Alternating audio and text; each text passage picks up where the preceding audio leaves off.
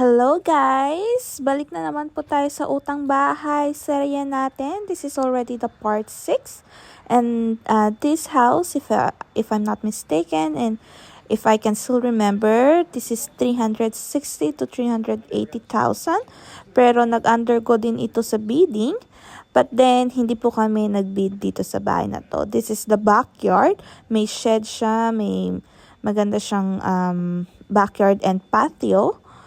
So, itong patio na to ay connected siya dun sa apartment part niya sa baba.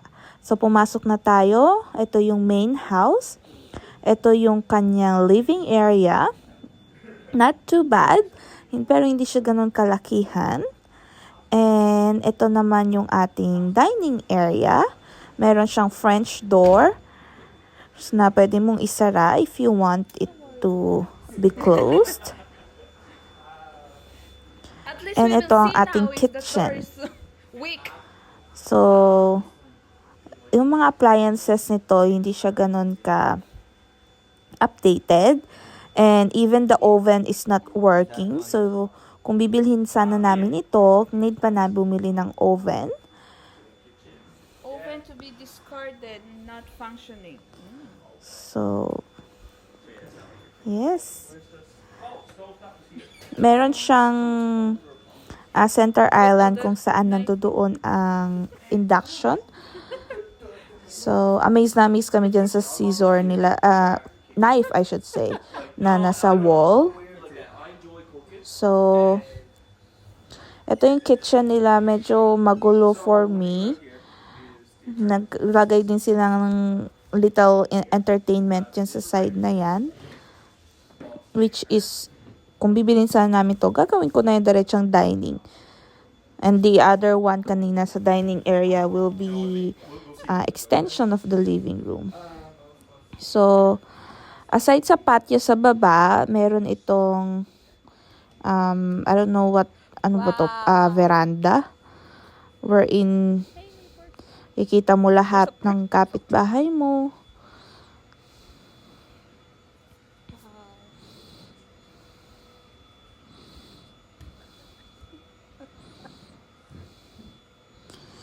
So, ito yung hallway. Dalawa lang ang room dito sa taas. Isang master's bedroom. Isang supplementary room. At saka, meron siyang complete bathroom with stand shower and jacuzzi. Amazed na amazed ako dito sa master's bedroom dahil yung closet niya ay punong-puno ng salamin. So, dito talaga ako na-amaze sa salamin.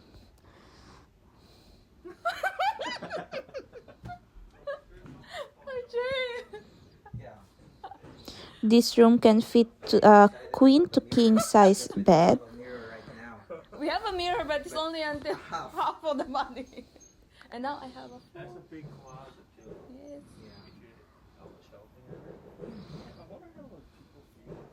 Because, I mean, I'm desensitized to it, but we're literally just going through everything. What they gotta do.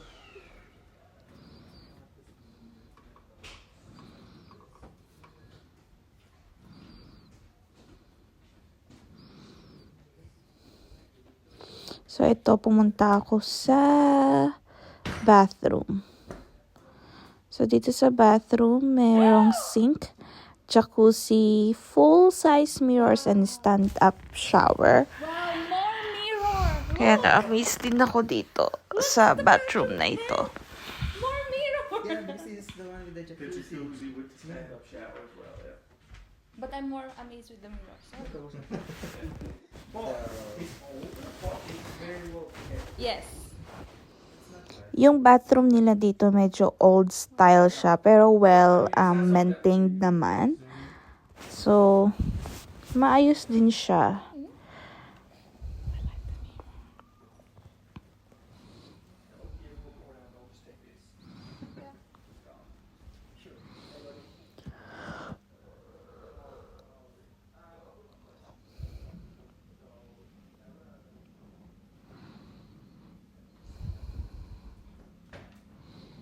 And then, ito yung isang room. Maliit lang siya. Dito sa taas? But what I love on this room is the color. Sabi ko nga dito sa video, papalitan lang yung ilaw ng much brighter. Maganda na siya. Kasi may closet na din siya naman. Hindi ganun kalakihan. Ng white, ang ganda. Maliit na lang ito, pang kay mama lang talaga. Dalawa lang room dito, no?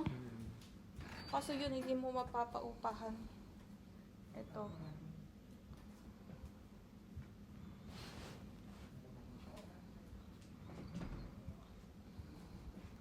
Siyempre, sister, nakikita na kasi lahat na. Ng laman ng ano natin. Alam mo to kung ano, ang gandang gibain nito. Itong walls na to. Tapos, yeah, we just emailed him too. But he didn't answer yet. Golfing right now. So, Oh! yeah, he said no. Well, first he asked what's the price range. And I told him what we'd be looking for. So this was the bedroom. Yeah, I'm thinking. He said how, like, if it was 490 or something, no, but shouldn't be trouble at all. So say if you, even you want to take up 10 grand, up to you. You know what I mean? Should be no trouble at all. Oh.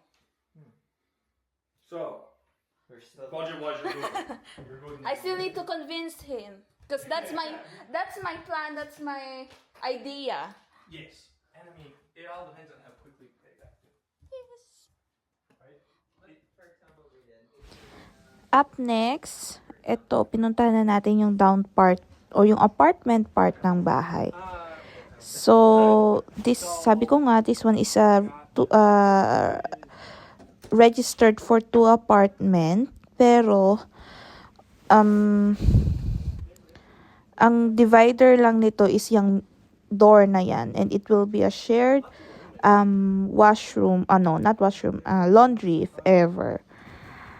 Tas, very confused pa kami dyan sa laundry na yun kasi merong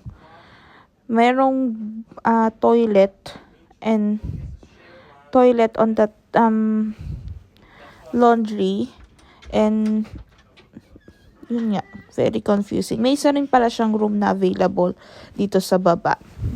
So, ito yung apartment part niya. Ito yung living area na sinasabi ko connected dun sa patio sa labas.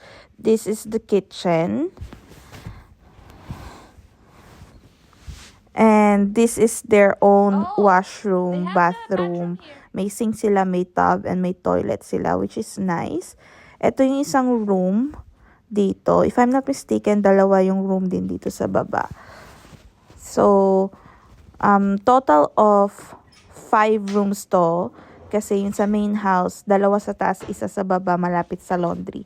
And this apartment part is may 2 rooms.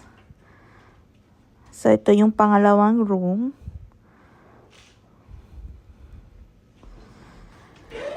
Medyo nag-struggle ako sa pag-close niyang closet.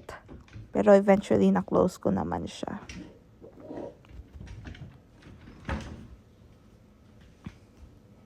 Yes, so hindi kami nag-bid dito sa bahay na to. Kasi, medyo confusing talaga yung layout sa baba. Though maganda ang patio, maganda ang likod niya, may shed, magandang backyard, maganda yung master bedroom at saka yung bathroom sa taas. But then, maraming kailangan pang bilhin or ayusin dito sa bahay na to for its price. Kaya hindi mo na kami nag-bid dito. And yun lamang. Bye-bye!